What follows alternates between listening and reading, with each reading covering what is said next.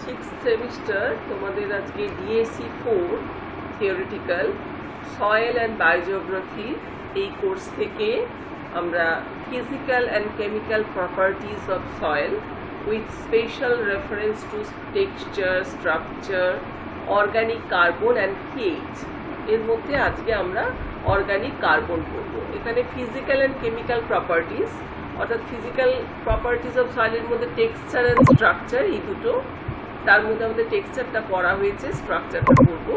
আর chemical প্রপার্টিজের মধ্যে organic carbon আর পিএইচটাও আমাদের পড়ানো হয়ে গেছে। অর্গানিক কার্বনটা আজকে আমরা দেখব, ঠিক আছে? এই অর্গানিক কার্বন এই জিনিসটা বোঝার আগে আমাদের জানতে হবে যে মাটিতে যে জৈব পদার্থ রয়েছে অর্থাৎ অর্গানিক ম্যাটার, হ্যাঁ, সয়েল অর্গানিক ম্যাটার, এটাকে সংক্ষেপে SOM বলা হয়। হ্যাঁ, সয়েল অর্গানিক ম্যাটার। তোমরা তো জানোই যে মাটি বিভিন্ন উপাদান দিয়ে গঠিত এবং সেই উপাদানগুলোর মধ্যে মৃত এবং জীবিত জৈব উপাদান রয়েছে।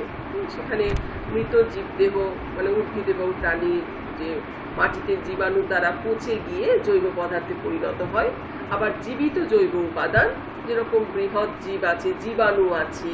বৃহৎ জীব বলতে পতঙ্গ, কেঁচো, উদ্ভিদের মূল, শামুক জাতীয় প্রাণী এগুলো। আর তোমার জীবাণুর মধ্যে ব্যাকটেরিয়া, ফাঙ্গি, অ্যালগি এইগুলো জীবাণুর মধ্যে পড়ে। তাহলে মৃত বা পচে যাওয়া যে জৈব উপাদানকে আবার তিনটে ভাগে ভাগ করা যায়: আবর্জনা বা খাদ্য সংযুক্ত অবিয়োজিত জৈব দেহাবশেষ, আর প্রায় পচে যাওয়া জৈবাংশ এবং হিউমাস, ঠিক আছে? আর মাটির যে আয়তন, আমরা যখন মাটির কম্পোজিশন পড়েছিলাম, সয়েল কম্পোজিশন, সেখানে আমরা মাটির আয়তনের শতকরা 5 থেকে 10 ভাগ দেখেছিলাম যে সে জৈব পদার্থই, যে মাটির যা আয়তন তার 5 থেকে 10 ভাগ জৈব পদার্থ থাকে। কিন্তু অবশ্য ভারতের মাটিতে শতকরা 1 থেকে 2 ভাগের বেশি জৈব পদার্থ থাকছে না, কারণ ভারতের যে জলবায়ু, সেই জলবায়ু মানে বিশেষ করে যে অতিরিক্ত তাপমাত্রায় জৈব পদার্থ জারিত হয়ে নষ্ট হয়ে যায়। সেই জন্য আমাদের দেশের আবহাওয়াতে মাটিতে জৈব পদার্থের পরিমাণ বৃদ্ধির সম্ভাবনাটা খুবই কম, এবং জৈব পদার্থ থাকলে সেই সমস্ত মাটির রঙটা কালো, গাঢ় বাদামি এরকম হয়ে থাকে।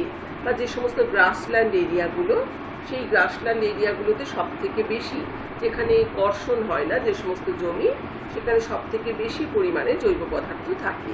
কিন্তু সেগুলোকেই যদি আবার কর্ষণ করা হয়, তাহলে দেখা যায় জৈব পদার্থ বিয়োজিত হতে থাকে এবং মাটিতে জৈব পদার্থের পরিমাণটা কমে যায়। সুতরাং আমরা দেখছি যে সয়েলটা একটা আমাদের গোটা বিশ্বের মধ্যে একটা ভালনারেবল রিসোর্স, এটা তো একটা সম্পদ। মাটি একটা, মৃত্তিকা একটা সম্পদ। সেই বিশ্বের বিভিন্ন সম্পদের মধ্যে এটা কিন্তু এক ধরনের ভীষণ দুর্বল যে সম্পদ বা ভালনারেবল যে রিসোর্স, সেটা বলতে পারি। আর এখানে এই মৃত্তিকার মধ্যে প্রচুর পরিমাণে কার্বনের রিজার্ভয়ার রয়েছে এবং সেটা একটা ডায়নামিক, সেটা কোনো একটা স্থিতিশীল না, সেটা সবসময় সেটার একটা সাইক্লিক প্রসেসের মাধ্যমে সেটা আবর্তিত হচ্ছে এবং গোটা বিশ্বের যে কার্বন পুল, সেই কার্বন পুলটাতে অংশগ্রহণ করছে। এবং এই সয়েল থেকে আমরা দেখতে পাচ্ছি, সয়েলটা হচ্ছে যে গ্লোবাল যে বায়োডাইভার্সিটি, বিশ্বের যে জৈব বৈচিত্র্য, তার রিজার্ভয়ার আমরা বলতে পারি। কারণ এখানেই মাটি না থাকলে সেই সমস্ত জৈব বৈচিত্র্য আমরা দেখতে পাবো না, এবং সেইটাই হচ্ছে আমাদের যে সয়েল ফাংশন, মৃত্তিকার যে কাজ, তাকে সাপোর্ট করছে এই জৈব বৈচিত্র্য। এবং যে সয়েল মৃত্তিকার মধ্যে যে জলটা সঞ্চিত থাকছে, সেই সঞ্চিত জলের প্রায় 90% আমরা দেখতে পাচ্ছি এগ্রিকালচারাল প্রোডাকশনের জন্য ব্যবহৃত হচ্ছে, এবং প্রায় 65% যে বিশ্বের যে একদম বিশুদ্ধ জল, সেই বিশুদ্ধ জল এখানে রয়েছে। এই সয়েল অর্গানিক কার্বন, যেটা আমরা আজকের পাঠ্য বিষয় অর্গানিক কার্বন, সেইটা কিন্তু দেখা যাচ্ছে একটা গুরুত্বপূর্ণ ভূমিকা পালন করছে বিশ্বের যে খাদ্য সুরক্ষা, ফুড সিকিউরিটি, সেই ফুড সিকিউরিটির সংরক্ষণের দিকে এটা কিন্তু অর্গানিক কার্বনের একটা বিশেষ ভূমিকা রয়েছে। সেটা কিভাবে হবে সেটা আমরা দেখব। তাহলে SOM, যেটা আমি একটু আগে বললাম, সয়েল অর্গানিক ম্যাটার, যাকে সংক্ষেপে SOM বলা হচ্ছে। এটা কার্বন, হাইড্রোজেন এবং অক্সিজেন এগুলো দিয়ে তৈরি, এবং কিছু পরিমাণে তোমার রয়েছে nitrogen, phosphorus, sulphur, potassium, calcium, magnesium, এইগুলো রয়েছে অর্গানিক রেসিডিউস হিসাবে রয়েছে। সুতরাং অর্গানিক ম্যাটারের মধ্যেই অনেকগুলো রয়েছে, তার মধ্যে আমরা কার্বনটা দেখব।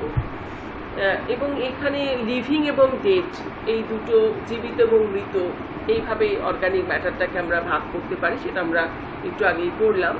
এবং সেখানে দেখা যাচ্ছে যে এর যে উৎস, জৈব পদার্থের উৎস প্রধানত দুটো রয়েছে, উদ্ভিদ এবং প্রাণী। গাছপালা, লতা, গুল্ম, গাছের পাতা, শিকড়, সেগুলো পচে গিয়ে জৈব পদার্থ তৈরি হচ্ছে।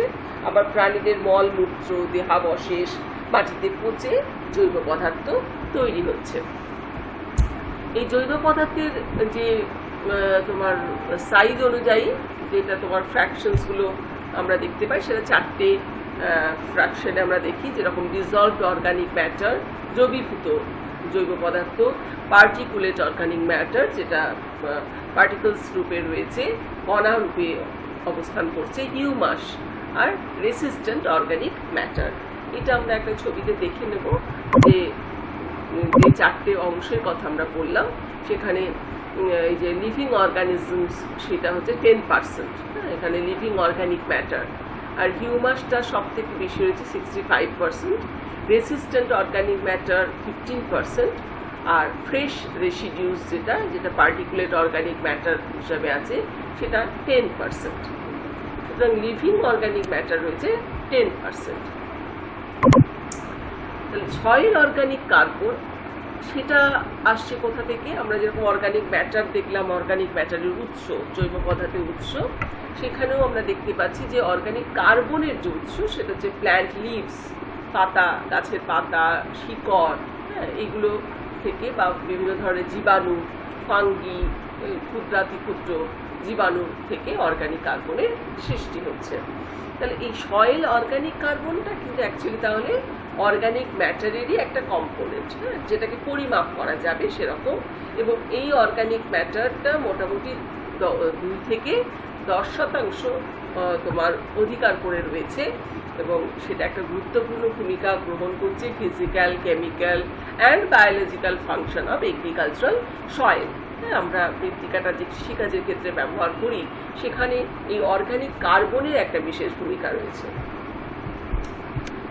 Organic matter contributes to nutrient, একটা পুষ্টি যোগাচ্ছে, retention and turnover, soil structure, moisture retention and availability, degradation of pollutants and carbon sequestration. Carbon সিকুয়েস্ট্রেশনটা হচ্ছে তোমার যে আর্টিফিশিয়াল বা ন্যাচারাল প্রসেসের মাধ্যমে কার্বনের পরিমাণটা অ্যাটমসফিয়ার থেকে কমিয়ে আনা যায়, কার্বন ডাইঅক্সাইডের পরিমাণটা, যার ফলে গ্লোবাল ওয়ার্মিং থেকে রক্ষা পাওয়া যাবে, সেটাকে বলা হচ্ছে কার্বন সিকুয়েস্ট্রেশন। তো এই সয়েল অর্গানিক কার্বনকে আবার সংক্ষেপে বলা হচ্ছে SOC।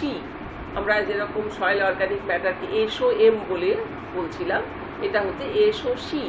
এটা refers to the organic component, carbon component of organic compound, এটা জৈব রূপে, জৈব যৌগ রূপে এই অর্গানিক কার্বনটা রয়েছে।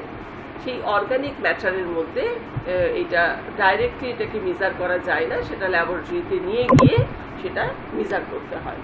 সুতরাং এটা একটা জৈব যৌগ, অর্গানিক কার্বন।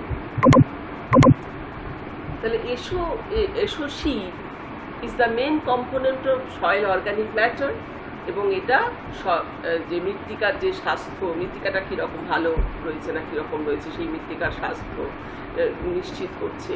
বা SOC is important for contribution to food production, খাদ্যের উৎপাদনটাকে তোমার করছে, প্রভাবিত করছে, as mitigation and adaptation to climate change and the achievement of the sustainable development goals. এছাড়াও আমরা দেখছি যে আমাদের যে জলবায়ুর যে পরিবর্তন, সেখানেও এটা অংশগ্রহণ করছে, এবং আমাদের যে স্থিতিশীল উন্নয়নের যে লক্ষ্য, সেই স্থিতিশীল উন্নয়নের লক্ষ্যে পৌঁছানোরও একটা চাবিকাঠি এই এসোসি, এটা আমরা বলতে পারি। তাহলে যেখানে তোমার এসওএম কন্টেন্ট হাই থাকবে সেখানে প্রচুর পরিমাণে পুষ্টিমৌল থাকবে, নিউট্রিয়েন্টস, যেটা গাছের খাদ্য, সেই গাছের খাদ্য বেশি, যত অর্গানিক ম্যাটার জৈব পদার্থ বেশি হবে তত গাছের খাদ্যের যোগান বেশি হবে, ওয়াটার অ্যাভেলেবিলিটিটা বেশি হবে, হ্যাঁ, সেখানে সয়েল ফার্টিলিটিটা, যখনই জল এবং পুষ্টিমৌল থাকবে তখনই কি হবে, তোমার মৃত্তিকার উর্বরতাটা বৃদ্ধি পাবে এবং তার ফলে ফুড প্রোডাকশনটাও বৃদ্ধি পাবে। তাহলে ফুড প্রোডাকশন বৃদ্ধি পেলে আমাদের ফুড সিকিউরিটিটার একটা নিশ্চয়তা দেখা দেবে। সুতরাং এইটা একটা ফুড সিকিউরিটির একটা অন্যতম কারিগর করতে পারি, যে আমরা সেটাকে আমরা নিশ্চিত করতে পারি। এছাড়া আমরা দেখতে পাচ্ছি এসোসি ইমপ্রুভ সয়েল স্ট্রাকচারাল স্টেবিলিটি, যেটা আমরা পরে স্ট্রাকচার করব, মানে মৃত্তিকার গঠনটা করব, সেখানে এই স্ট্রাকচারাল স্টেবিলিটিটাকে ইমপ্রুভ করছে। কিভাবে করছে না, ওই সঙ্গবদ্ধ হতে সাহায্য করছে, একটা মৃত্তিকার যে কণাগুলো সেই কণাগুলোর মধ্যে সঙ্গবদ্ধতা আনতে, অ্যাগ্রিগেটেড ফরমেশন করতে সাহায্য করছে, যার ফলে কি হচ্ছে, পোরোজিটি সছিদ্রতাটা বৃদ্ধি পাচ্ছে। সছিদ্রতা বৃদ্ধি পেলেই সেখানে জল ছুঁয়ে ছুঁয়ে মৃত্তিকার গভীরে প্রবেশ করতে পারবে। অ্যান্ড এনশিওর সাফিসিয়েন্ট এরেশন, এই পোরোজিটি বা সছিদ্রতা যখন বৃদ্ধি পাবে তখন ওই একটা কণার সাথে আর একটা কণার মধ্যে যে গ্যাপটা, তার মধ্যে যে বায়ু প্রবেশ করে থাকে, সেইটা হচ্ছে বায়ু চলাচলটা স্বাভাবিক হবে। বায়ু চলাচল যত ভালো হবে মাটির মধ্যে তত কি হবে, বায়ুর খাদ্যের যোগানটা বৃদ্ধি পাবে এবং যে ওয়াটার ইনফিলট্রেশন হচ্ছে, যেটা জল ছুঁয়ে ছুঁয়ে নিচে যেতে পারছে, তার ফলে কি হবে, মাটির যে শিকড়ের মাধ্যমে উদ্ভিদ আবার জলটা গ্রহণ করতে পারবে। তাহলে দেখা যাচ্ছে উদ্ভিদের বৃদ্ধির জন্য এই এসোসি একটা গুরুত্বপূর্ণ উপাদান। এবং এসোসিটা যে অপটিমাল অ্যামাউন্ট, মানে একটা নির্দিষ্ট পরিমাণ যতটা দরকার সেই পরিমাণ এসোসি, the water filtration capacity of soils further supports the supply of clean water. এই যে যত এই যে ইনফিল্ট্রেশনটা হবে তত কি হবে, বিশুদ্ধ জলের যে সরবরাহ সেটা বৃদ্ধি পাবে। এবং এই এসোসির যে মিনারেলাইজেশন, মানে খনিজীকরণ, যেটা অর্গানিক কার্বনের খনিজীকরণ হচ্ছে, soil's can be substantial source of green house gas emissions into the atmosphere. এইটা কিন্তু এই যে আমাদের অ্যাটমসফিয়ারে যে গ্রিন হাউস রয়েছে গ্যাস, কার্বন ডাইঅক্সাইডকে তো আমরা একটা গ্রিন হাউস গ্যাসের এতে ফেলি, সেই এসোসি যেটা মিনারেলাইজেশন হয়ে যাবে, যে খনিজীকরণ হবে, তত কিন্তু এটা কার্বন এমিশনটা বাড়বে। যদিও দেখা যাচ্ছে যে ওভারঅল যে ইম্প্যাক্ট অফ ক্লাইমেট চেঞ্জ, এটা আমরা একটু পরে আসবো, তার আগে আমরা একটু জেনে নেব যে অর্গানিক কার্বন যে মাটিতে জৈব এবং অজৈব উভয় আকারেই যে থাকছে, এর আগেও আমরা দেখলাম, সেখানে এটা মাটিতে যে জীবাণুগুলো রয়েছে, মাইক্রো অর্গানিজম, তাদের কিন্তু শক্তির মূল উৎস হচ্ছে এই তোমার অর্গানিক কার্বন। এবং অধিকাংশ মাটিতে, বিশেষ করে তোমার চুনামাটিটা ছাড়া অন্যান্য সমস্ত মাটিতেই কার্বনের বেশিরভাগ অংশই মাটিতে জৈব কার্বন, এই অর্গানিক কার্বন হিসাবে থাকছে। তাহলে মাটিতে জৈব পদার্থে যে সংযুক্ত কার্বন, অর্গানিক ম্যাটারের মধ্যে যে কার্বনটা সংযুক্ত থাকছে, তাকেই আমরা বলছি মোট জৈব কার্বন, টোটাল অর্গানিক কার্বন।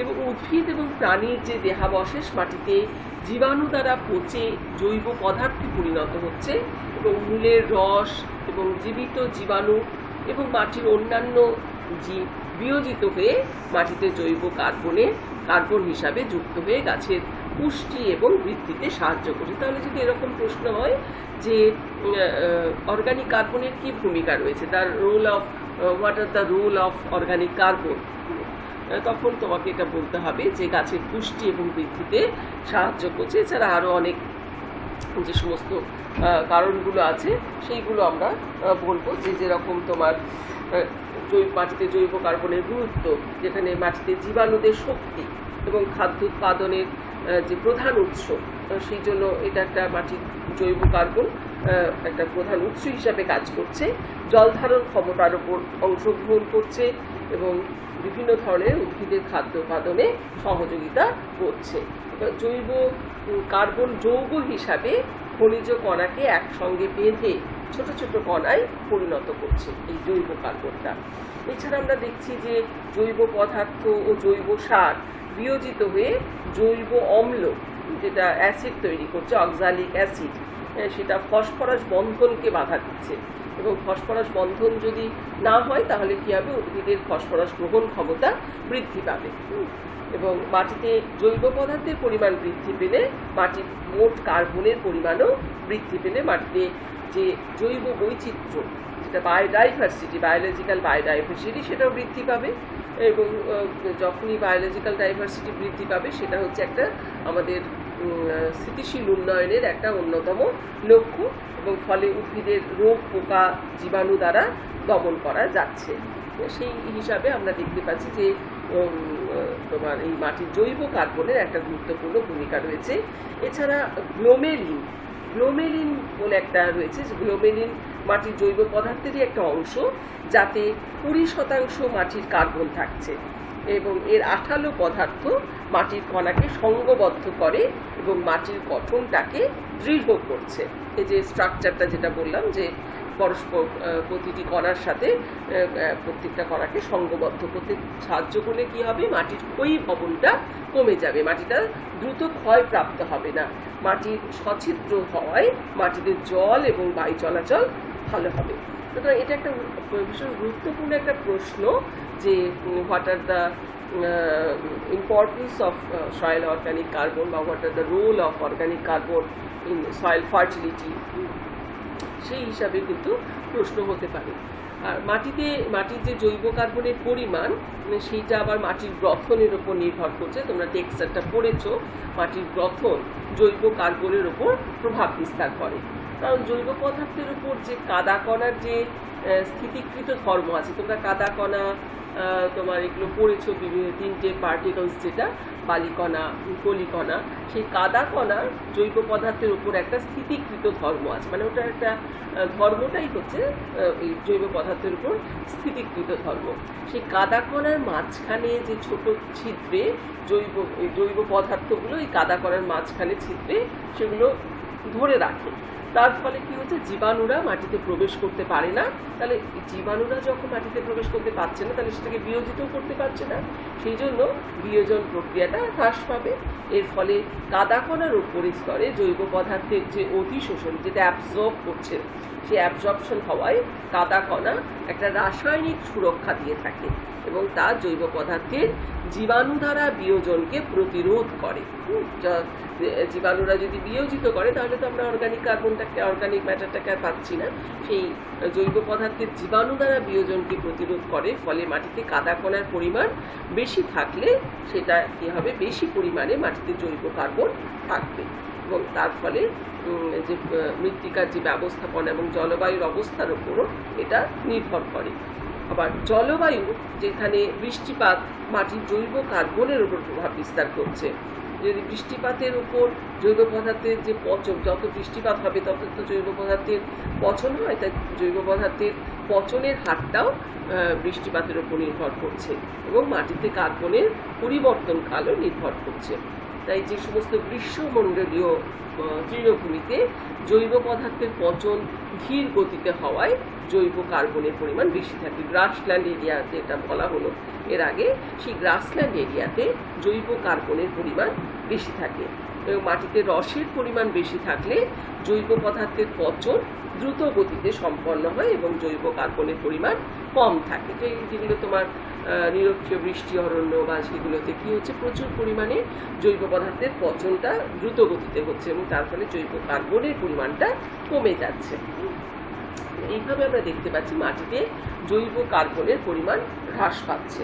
তাহলে এটা আমরা দেখলাম যে কিভাবে তোমার জৈব কার্বন যে ভূমিকাগুলো রয়েছে, গুরুত্বগুলো রয়েছে, সেইগুলো দেখছি। এবং এখানে দেখতে পাচ্ছি যে জৈব কার্বন একটা কিন্তু ট্রেজার, মানে একটা সম্পদ। এই সম্পদটাকে যদি আমরা হারিয়ে ফেলি, বা এই যে প্রচুর পরিমাণে কার্বন এমিশন, সেটাতে যত আমরা জৈব কার্বনটা, মাটিতে জৈব কার্বনটা হারিয়ে ফেলবো, তত কিন্তু অ্যাটমসফিয়ারে জৈব কার্বনটা বৃদ্ধি পাবে এবং জলবায়ুর যে পরিবর্তন সেটা ত্বরান্বিত হবে। সুতরাং দেখা যাচ্ছে যে এই জৈব কার্বন আমাদের মৃত্তিকা, সয়েল হেলথ এবং ফার্টিলিটি এবং ফুড প্রোডাকশনে একটা গুরুত্বপূর্ণ ভূমিকা পালন করছে। তা এই যে ক্লাইমেট চেঞ্জের কথা বলছিলাম, যে ওভারঅল যে ইম্প্যাক্ট ক্লাইমেট চেঞ্জের পড়ছে, যে এসএসসি স্টক যত তোমার এটা ভ্যারিয়েবল হচ্ছে, প্রত্যেকটা অঞ্চলে তো একরকম না, তাদের সয়েল টাইপ অনুযায়ী, সেখানকার তাপমাত্রা অনুযায়ী, হ্যাঁ, সেখানে কীরকমভাবে অন্যান্য যে এক্সট্রিম ইভেন্টসগুলো হচ্ছে, মানে ভলকানিক এরাপশন বা বন্যা, খরা, এইগুলোর উপর ফ্রিকোয়েন্সিটা কীরকম রয়েছে তার উপর ডিপেন্ড করছে তোমার এই জৈব কার্বনের বৃদ্ধি বা হ্রাস। এবং সেই জৈব কার্বনের বৃদ্ধি বা হ্রাসের উপর আবার নির্ভর করছে যে কীরকমভাবে তোমার জলবায়ুর যে পরিবর্তনে কতটা প্রভাব বিস্তার করতে পারে। আমরা দেখেছি যে যেমন পিটল্যান্ডস বা পারমাফ্রস্ট সয়েল বা ব্ল্যাক সয়েল, এইগুলোতে কিন্তু কার্বন লস আমরা দেখতে পাচ্ছি। এটাও অনেক সময় প্রশ্ন হয় যে কার্বন লস কীভাবে হচ্ছে বা কেন হচ্ছে, এবং সেটা হলে কি মানে হবে, তার পরবর্তী ফলটা কী। সেই কারণে আমরা দেখতে পারি যে এই পিটল্যান্ড, পারমাফ্রস্ট সয়েল, ব্ল্যাক সয়েলে কার্বন লসটা কিন্তু খুব বেশি পরিমাণে হচ্ছে। সেই তুলনায় গ্রাসল্যান্ডে স্টোরটা বেশি রয়েছে। আবার ড্রাই ল্যান্ডস, সেইটা খুবই গুরুত্বপূর্ণ, যেখানে প্রচুর পরিমাণে লো কার্বন কন্টেন্ট রয়েছে, সেখানে কার্বনের পরিমাণটা পার স্কোয়ার মিটারে খুবই কম, এবং কিন্তু অথচ এই ড্রাই ল্যান্ডটাই পৃথিবীর বেশিরভাগ জায়গা দখল করে রয়েছে, অথচ কার্বনের পরিমাণটা কম রয়েছে। তাই সায়েন্টিস্টরা প্রায়ই সেজন্য সয়েল ম্যানেজমেন্টের প্র্যাকটিসের উপরে গুরুত্ব দিচ্ছেন, যে সাস্টেনেবল সয়েল ম্যানেজমেন্ট প্র্যাকটিস, সেইটার উপর গুরুত্ব দিচ্ছে, যাতে এটাকে প্রিজার্ভ করা যায় আর এই সয়েল অর্গানিক কার্বনটাকে যাতে আরও বাড়ানো যায়, সেই দিকে তারা গুরুত্ব দিচ্ছেন।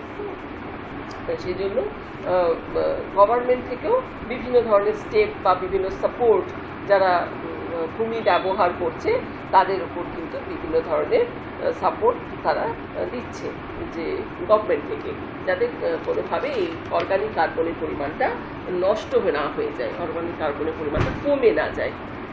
মানে what is the role of organic carbon যখন আমরা পড়লাম, সেখানে আমরা যেরকম দেখছি যে সয়েল অর্গানিক কার্বন সেটাই হচ্ছে largest of the terrestrial organic pools. আমাদের যে স্থলভাগের যে অর্গানিক পুল, সেটা কিন্তু সব থেকে বেশি হচ্ছে তোমার এই organic carbon, soil organic carbon.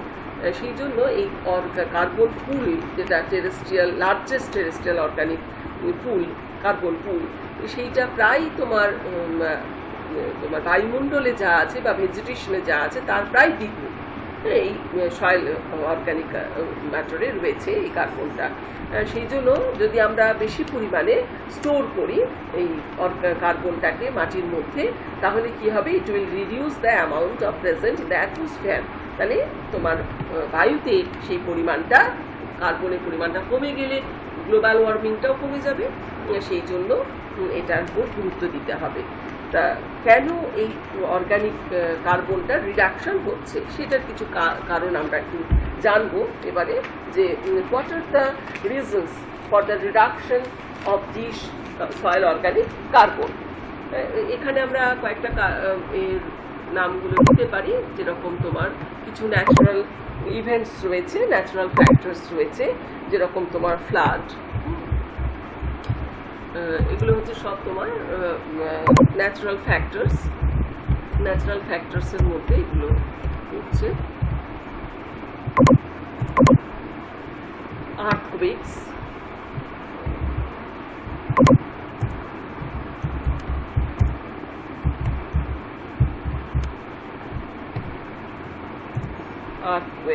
Volcanoes, volcanic eruption যেগুলো হচ্ছে,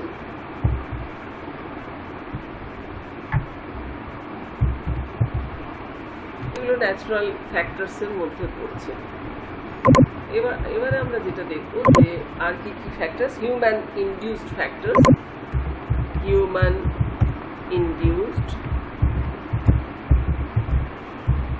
ফ্যাক্টরস, এর মধ্যে তোমার হচ্ছে ওভারগ্রেজিং বাই ক্যাটল, যে পশুচারণ যদি বেশি পরিমাণে করা হচ্ছে, ওভারগ্রেজিং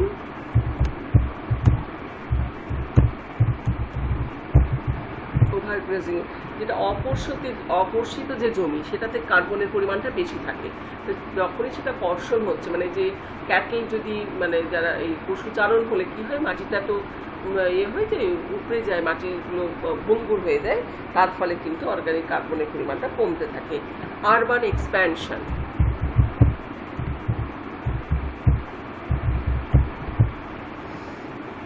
improper management of industrial waste, improper management of industrial waste, land degradation,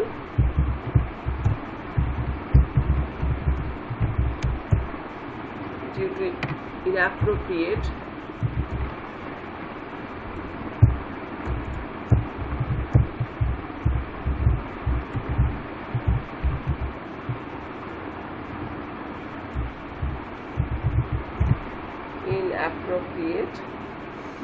agricultural practices.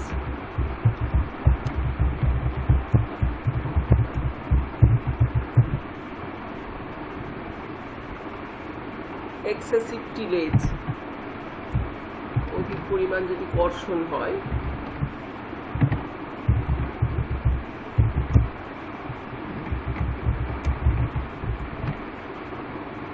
frequent cropping,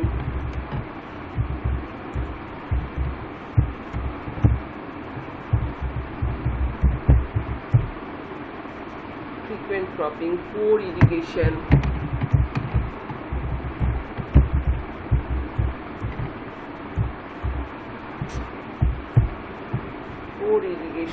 and water management.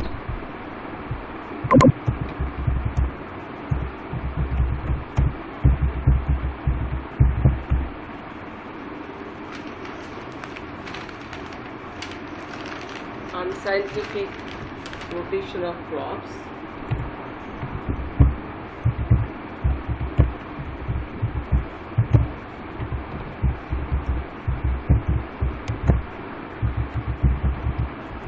unscientific rotation of crops, improper agricultural practices.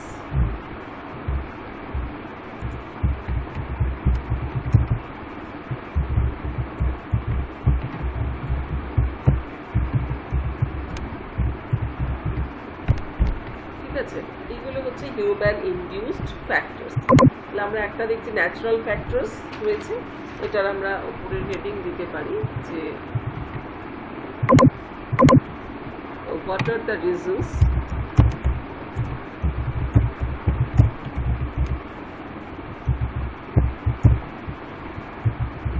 for the reduction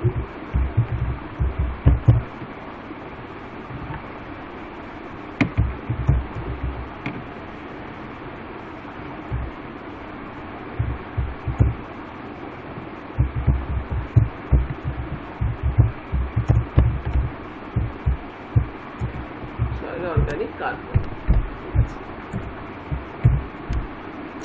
তাহলে এখানে natural factors আমরা পেলাম, আর এগুলো হচ্ছে human induced factors. তো এই মানুষের দ্বারা যে সমস্ত কার্যাবলীর ফলে কিন্তু এই এত ধরনের যে বিভিন্ন প্রকার কার্যাবলী থেকে দেখা যাচ্ছে যে প্রচুর পরিমাণে লস অফ অর্গানিক কার্বন ঘটছে। তাহলে what is being happened due to the reduction of soil organic carbon, এর ফলে কি হবে, the total productivity, যেটা total factor productivity and rate of response of crops to applied fertilizers are declining. তোমার প্রোডাক্টিভিটিটা কমে যাচ্ছে। তাহলে কি হচ্ছে যে rate of response of crops,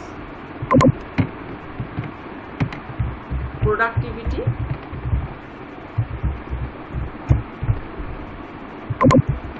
decrease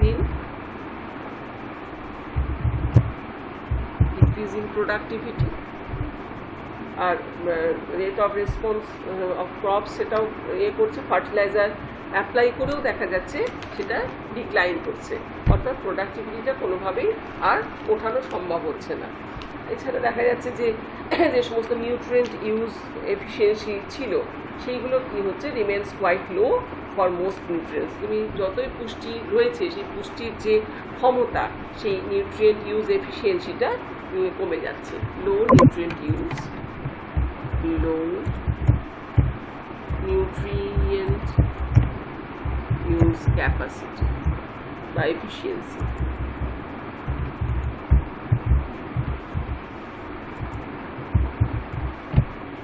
low nutrient use capacity.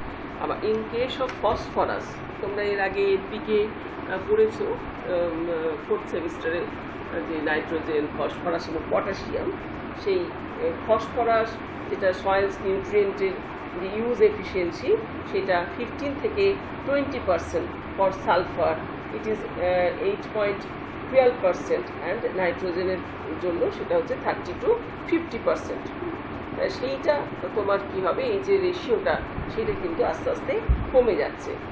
তাহলে সয়েল নিউট্রিয়েন্ট যেটা মানে পুষ্টিমৌল, তোমার মৃত্তিকার মধ্যে যে পুষ্টিমৌলের অবস্থান রয়েছে, এই ফসফরাস, সালফার, পটাশিয়াম, সেগুলোর পরিমাণটা কমে যাচ্ছে। Deterioration in chemical, physical and biological health of the soils are to blame for the condition. এর ফলে কী হচ্ছে, টোটাল ডিটোরিওরেশন হচ্ছে। টোটাল ডিটোরিওরেশন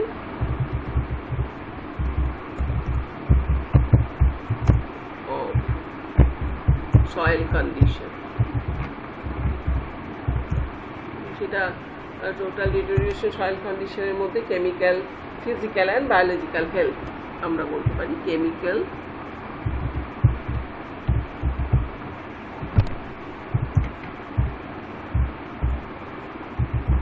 physical and biological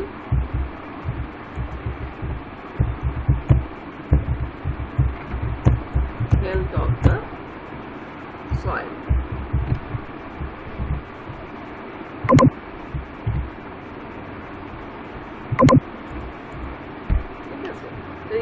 এই কেমিক্যাল, ফিজিক্যাল এবং বায়োলজিক্যাল হেলথ অফ দ্য সয়েলে এই টোটাল ডিটোরিওরেশন বা অবনমন, মৃত্তিকার যে স্বাস্থ্যের যে অবনমন সেটা ঘটছে। তাহলে এর যে অর্গানিক কার্বনের যে একটা বিশেষ ভূমিকা রয়েছে এই তোমার মৃত্তিকার স্বাস্থ্যের জন্য এবং সেটা উদ্ভিদের খাদ্য উৎপাদনের জন্য এটা একটা বড় ভূমিকা গ্রহণ করছে। সুতরাং অর্গানিক কার্বনটা না থাকলে আমরা যেরকম দেখছি বায়ুতে কার্বনের পরিমাণটা বৃদ্ধি পাচ্ছে এবং যার ফলে দেখা যাচ্ছে যে ক্লাইমেট চেঞ্জ হচ্ছে, জলবায়ু পরিবর্তন হচ্ছে এবং তোমার গ্লোবাল ওয়ার্মিংটাও প্রভাবিত হচ্ছে। সেই দিকে ওই জন্য বিশেষ গুরুত্ব দিতে হবে। তাই আমরা দেখতে পাচ্ছি যে মৃত্তিকার মধ্যে যে অর্গানিক ম্যাটার রয়েছে, যে soil holds massive amounts of organic matter, যেটা প্রচুর পরিমাণে which increases the ability to store and release the nutrients essential for plant growth. উদ্ভিদের বৃদ্ধির জন্য এই যে পুষ্টি মৌলগুলো সেগুলো কিন্তু এই অর্গানিক ম্যাটার থেকে সেটা রিলিজ হচ্ছে, বা সেটা একটা স্টোর হাউস বলতে পারো। অর্গানিক ম্যাটারটাই হচ্ছে সয়েলের একটা প্ল্যান্ট ফুড, যেটা নিউট্রিশিয়াস ফুড। সেই নিউট্রিশিয়াস শুধু জল বাতাস দিলে তো হবে না, তার সাথে এই পুষ্টি মৌলও দরকার। তাই soil organic matter also increases soil porosity, allowing it to store enough water and air for plant roots. গাছের শিকড়গুলো যে জল এবং বাতাস গ্রহণ করে সেগুলো এই যত তোমার অর্গানিক ম্যাটার থাকবে মৃত্তিকার মধ্যে তত সেটা নিতে পারবে। This means the soil organic matter forms the basis of soil health and fertility and also food production.